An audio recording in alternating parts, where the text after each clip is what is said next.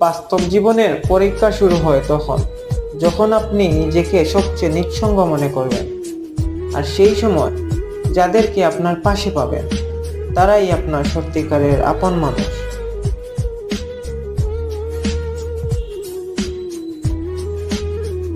সময় যখন কঠিন, তখন সবচেয়ে বেশি শেখার সুযোগ আসে মানুষের জীবনে, এবং সেই শিক্ষা জীবনের সম্পদ হয়ে ওঠে।